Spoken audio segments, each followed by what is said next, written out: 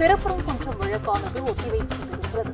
திருப்பரங்குன்றம் மலையில் தீபம் ஏற்றும் உத்தரவிற்கு எதிரான வழக்கு நாளைக்கு ஒத்திவைக்கப்படுவதாக தெரிவிக்கப்பட்டிருக்கிறது. இதுகுறித்த முக்கிய செய்தியை பார்த்து வருகிறோம். திருப்பரங்குன்றம் வழக்கு நாளைய தினத்திற்கு ஒத்திவைக்கப்பட்டிருக்கிறது. கூடுதல் விவரங்களை செய்தியாளர் சிவகுமார் வழங்கிட கேட்கலாம். சிவகுமார், வணக்கம். இது குறித்தான முழு விவரங்கள்.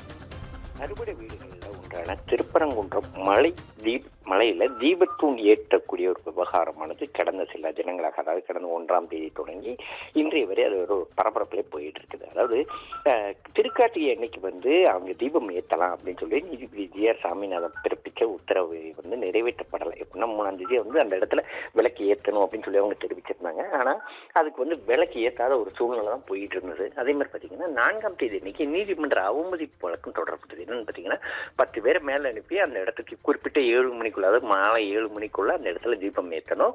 ஏற்றப்பட்டதன் குறித்த முழு அறிக்கையும் அளிக்கணும் அப்படின்னு சொல்லி மாவட்ட காவல் ஆணையாளருக்கும் அதே மாதிரி மாவட்ட ஆட்சித்தலைவருக்கும் நீதிமன்றம் உத்தரவு பிறப்பிச்சிருந்தது. இந்நிலையில அந்த வழக்கு, அதாவது அந்த இடத்துல தீபம் ஏற்றக்கூடாது அப்படிங்கிறதுக்காக என்ன பண்ணாங்கன்னா உச்ச நீதிமன்றத்தில் ஒரு மனு ஒன்று தொடரப்பட்டிருந்தது. இந்நிலையில இந்த மேல்முறையீட்டு மனு மீதான விசாரணை இன்னைக்கு நடந்ததுங்க. இதுல திருப்பரங்குன்றம் மலை உச்சியில் உள்ள தீபத்தூண்ல கார்த்திகை தீபம் ஏற்றணும் அப்படின்னு சொல்லி மதுரை மாவட்டம் ஏழுமலையை சேர்ந்த ராமரவிக்குவார் அப்படிங்கிறவர் தான் இந்த வழக்கு தொடர்ந்திருந்தாரு. அதனை அடுத்து தான் அந்த தீபத்தூண்ல தீபம் ஏற்றணும் அப்படின்னு சொல்லி நீதிபதி ஜி.ஆர். சாமிநாதன் உத்தரவு பிறப்பிச்சிருந்தாரு. இந்த உத்தரவை நிறைவேற்றலை அப்படின்னு சொல்லிட்டு அந்த பிரச்சனைகள் பூர்வமே நடந்துட்டு இருந்தது. அதே மாதிரி பாத்தீங்கன்னா மனுதாரர்கள் உள்ளிட்ட 10 பேர் அழைத்து செல்லலாம், அதுக்கு பாதுகாப்பு அளிப்ப சிஎஸ்எஃப் வீரர்களை அனுப்ப உயர்நீதிமன்றத்துக்கு கமாண்டருக்கு உத்தரவிடுகிறேன்னு தெரிவிச்சிருந்தாரு. இதுவும் ஒரு மிகப்பெரிய ஒரு சர்ச்சையாச்சு. எப்படின்னு பாத்தீங்கன்னா இவர் பண்றதுக்கு இதுல என்ன ரைட்ஸ் இருக்கு அப்படிங்கிற மாதிரி கேட்டு ஏகப்பட்ட பிரச்சனைகள் நடந்தது. அதே மாதிரி பாத்தீங்கன்னா இந்த வழக்கானது இன்னைக்கு கோயில் தரப்புல கோயில் நிர்வாகம் தரப்புல ஆஜரான வழக்கறிஞர் சொல்லுமா என்ன சொன்னாருன்னா, 100 வருடங்களாக உச்சி பிள்ளையார் கோயில தான் தீபம் ஏற்றப்பட்டு இருக்குது. இது சரியான இடம் என அர்ச்சகர் உறுதி செஞ்சிருக்கிறாரோ, அறங்காவலர் குழு ஒப்புதல் அளித்த பின்மே ஏன் இது போன்ற உத்தரவை பிறப்பிக்க வேண்டும் அப்படின்னு சொல்லி கோயில் அதிகாரத்துல நீதிமன்றம் எப்படி உத்தரவு பிறப்பிக்க முடியும் அப்படின்னு சொல்லி அவர் எதிர்கேள்வி எழுப்பினாரு.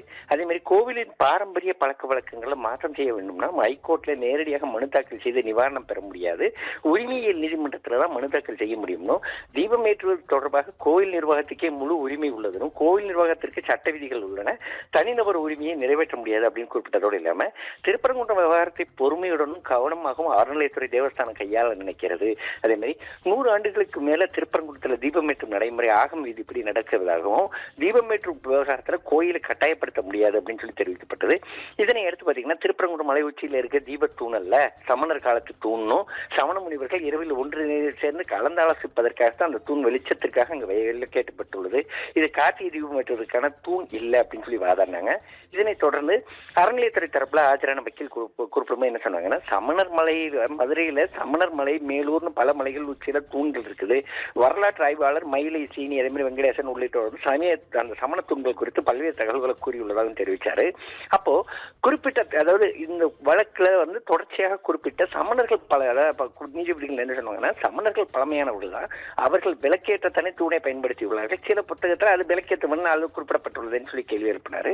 இதுக்கு பல்வேறு விளக்கங்களை இரு தரப்புமே கொடுத்தாங்க. இதனை அடுத்து பாத்தீங்கன்னா தற்போது இந்த வழக்கு என்ன சொல்லியிருக்காங்கன்னா, திருப்பரங்குன்றம் மலையில தீபம் ஏற்று உத்தரவிற்கான வழக்கு நாளைக்கு ஒத்திவைக்கப்படுவதாகவும், நாளை மாவட்ட காவல் ஆணையாளர் அதே மாதிரி வக்பு போர்டு சார்பில் வாதாடணும் அப்படின்னும் உயர்நீதிமன்றம், அதாவது நாளைக்கு மாவட்ட காவல் ஆணையாளர் மற்றும் வக்பு போர்டு சார்பில் வாதாடுறதுக்கு உண்டான ஆட்கள் வரணும் அப்படின்னு சொல்லி உயர்நீதிமன்ற அமர்வு உத்தரவு பிறப்பிச்சிருக்கு. நாளைக்குள்ள அனைத்து வாதங்களையும் முடிக்க உத்தரவிட்டு விசாரணையை ஒத்தி வச்சு உயர்நீதிமன்ற மதுரை அமர்வு தற்போது உத்தரவு பிறப்பிச்சிருக்கு. அதே மாதிரி இந்த வழக்குல இடையீட்டு மனுக்கள் எதுவும் ஏற்றுக்கொள்ளப்படாது அப்படின்னு சொல்லி நீதிமன்றம் தெரிவிச்சு அதன் அடிப்படையில் தற்போது இன்றைக்கு அந்த வழக்கு முடித்து வைக்கப்பட்டிருக்கு. சிந்து.